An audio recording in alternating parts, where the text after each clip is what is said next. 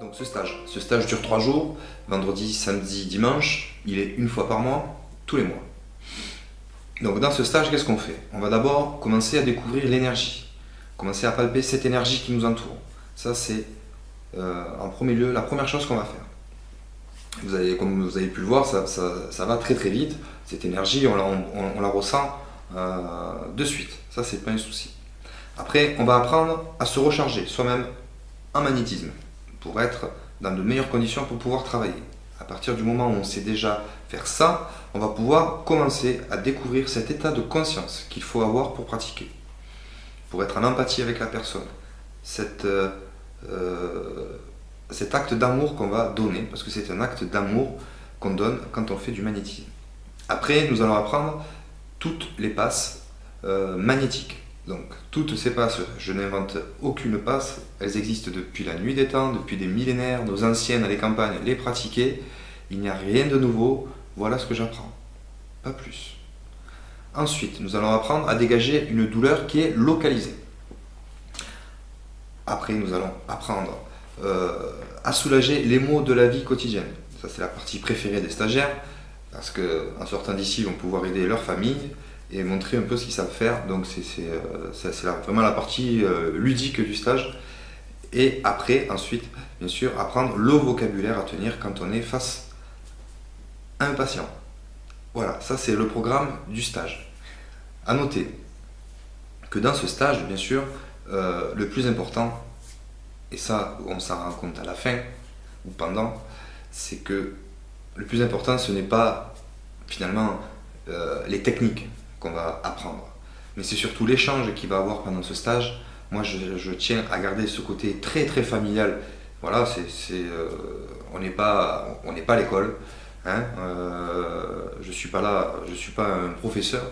On est là pour vraiment échanger des informations, et c'est ce côté familial qui fait que d'un coup il va y avoir cette empathie entre les stagiaires qui vont permettre d'avoir des choses sympas qui se passent pendant le stage et pendant les travaux qu'on effectue.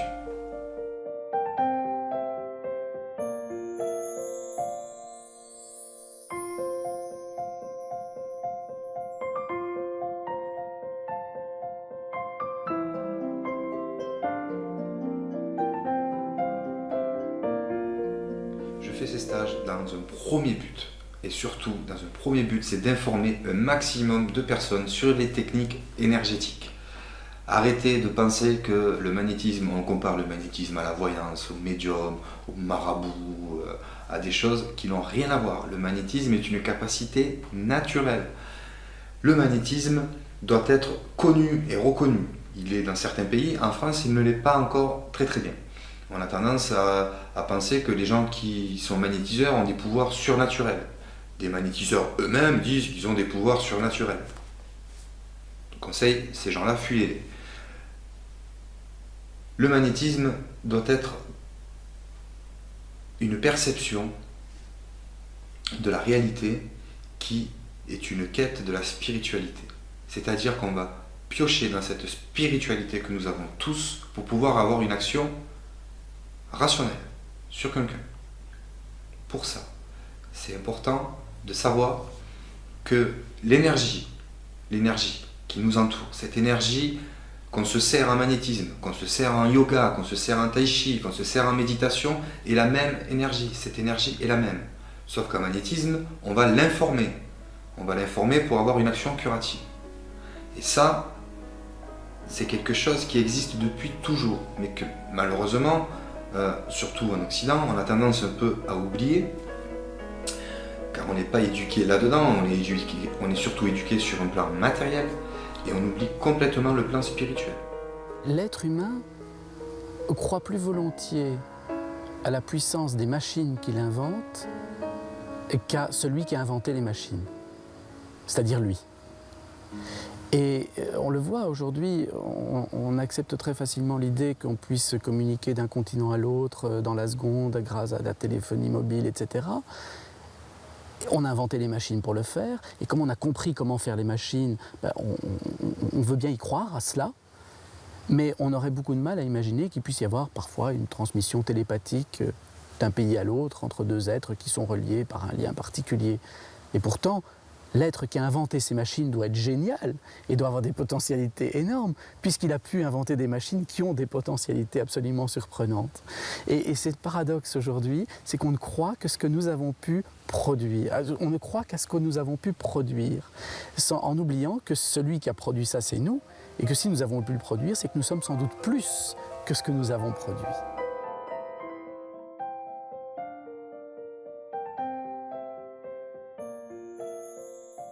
C'est-à-dire que pour moi, c'est important d'informer les gens sur cette énergie, d'informer les gens sur leur capacité qu'ils ont. On a tous cette capacité à magnétiser, tous. Alors après, vous allez me dire, un don ne s'apprend pas. Un don ne s'apprend pas, je suis tout à fait d'accord avec vous, un don ne s'apprend pas. Pour cela, faudrait-il que le magnétisme soit un don. Alors, je vais être clair avec ça parce que les gens ont du mal à comprendre. Comme je vous le disais, on a tous et toutes la capacité à magnétiser. On a tous cette capacité à pouvoir avoir une action, importante ou pas, sur une autre personne. Une action curative. On a tous cette capacité-là. Le don, c'est d'avoir cette capacité exacerbée. Comme en musique. Pareil. En musique, si vous avez des petites notions, vous allez pouvoir composer une mélodie. Si vous êtes un virtuose, vous allez pouvoir composer une symphonie. Si vous êtes débutant, que vous n'avez pas l'oreille musicale ou pas du tout, il vous suffit d'apprendre le solfège pour pouvoir commencer une initiation à la musique. Parce qu'on a cette capacité à pouvoir aussi jouer de la musique, tous et toutes. En magnétisme, c'est pareil. On a tous la capacité à magnétiser. Il y en a qui le font d'une manière instinctive, d'une manière naturelle, où ils n'ont pas besoin d'enseignement. Ce sont des virtuoses en magnétisme. C'est vrai, ça existe. Après, la tête dans les nuages, mais les pieds sur terre, ce ne sont pas non plus des super-héros. On est tous faits de la même manière. Après, on a des capacités, comme certains vont avoir des capacités à courir vite, comme d'autres vont avoir des capacités à sauter haut. Et bien, il y a des gens qui ont la capacité à avoir beaucoup de magnétisme et le faire d'une manière naturelle. Voilà, il n'y a rien de plus, rien de moins. Il faut rester humble avec ça, parce que c'est l'essence même de sa capacité à aller puiser dans son spirit pour pouvoir avoir cette action d'amour. Et on ne peut pas aider quelqu'un, car comme je vous le dis, il faut aimer la personne pour pouvoir l'aider si on s'aime plus soi que la personne. Donc c'est important de rester humble par rapport à ça, même si on a des capacités, même si vous sentez que vous avez quelque chose en vous qui est fort, restez humble, restez humble. Il n'y a rien d'extraordinaire là-dedans, c'est naturel. Et ça, on le comprend vite à l'issue du stage. Le travail aujourd'hui, c'est de reconnecter l'humain au cœur, au vibrant, au vulnérable, au fragile. C'est aller vers l'autre, non pas avec des certitudes et de l'arrogance, mais c'est aller vers l'autre en lui exprimant, en lui disant tu es beau, tu es belle, en lui disant je suis touché par toi, en étant dans le vacillant, en étant dans ce vulnérable. C'est vraiment oser l'humanité dans le vulnérable, c'est quelque chose d'essentiel.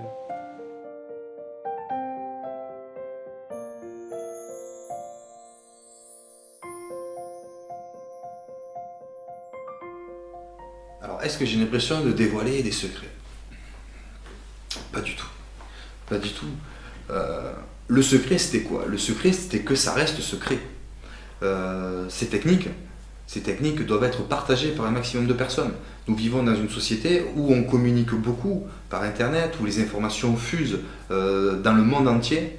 Pourquoi ne pas essayer d'avoir cette ouverture d'esprit sur cette énergie, avoir cette ouverture d'esprit au niveau de ce plan qui est peut-être impalpable, mais c'est un plan magnifique, C'est un plan magnifique parce qu'on peut ressentir des sensations qui sont paradoxales. Parce que de toucher le tout, de toucher le rien, de toucher le vide, le plein, la fin, le commencement, d'avoir cette sensation et cette impression de percer le voile des apparences, de s'éveiller à l'essence des choses.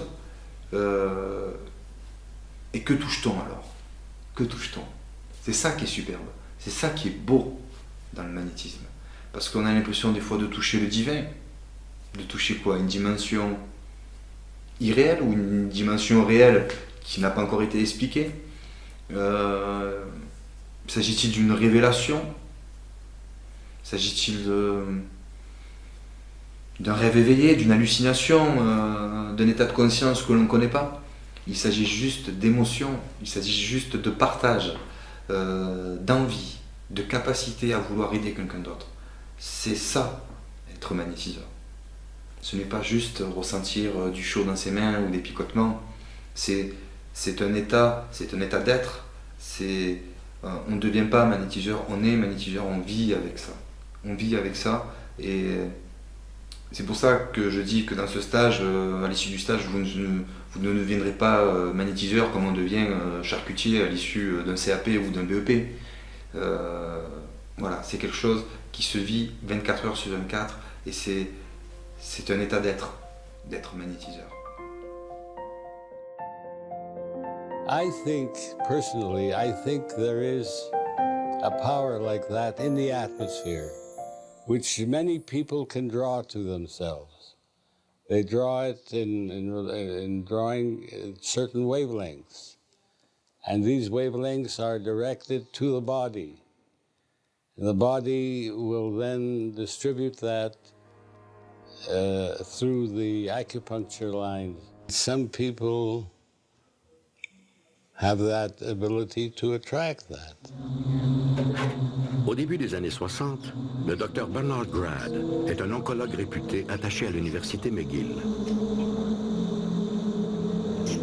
Il met alors de l'avant une série d'expériences visant à vérifier l'existence de ce pouvoir que semblent avoir certains individus de soulager et même de guérir leurs semblables simplement en imposant les mains. I was the first to do these experiments using conventional experimental design. We were using healers as a test object. I was the first. There was nobody else who was doing it at that time. To give you an explanation, the first time healing taking place in mice as a result of laying on of hands was in the first experiment, and I could hardly believe my eyes. Les stagiaires, ils repartent, j'espère, avec un maximum d'informations, avec une vision un peu changée de ce monde invisible qui est là, qui nous entoure, qui est ce monde des émotions, qui est ce monde qui est le monde des intuitions, le monde du ressenti. Et quand on met tout ça en application, on s'aperçoit que l'on peut informer cette énergie qui est autour de nous et avoir des résultats eux qui sont concrets. Et ça, c'est une ouverture d'esprit vers un nouveau monde et j'espère juste apporter ça à ma petite échelle. Déjà, s'ils repartent juste avec cette notion de partage et de ressenti sur cette ouverture extraordinaire qui est le monde de l'énergie, j'en suis ravi.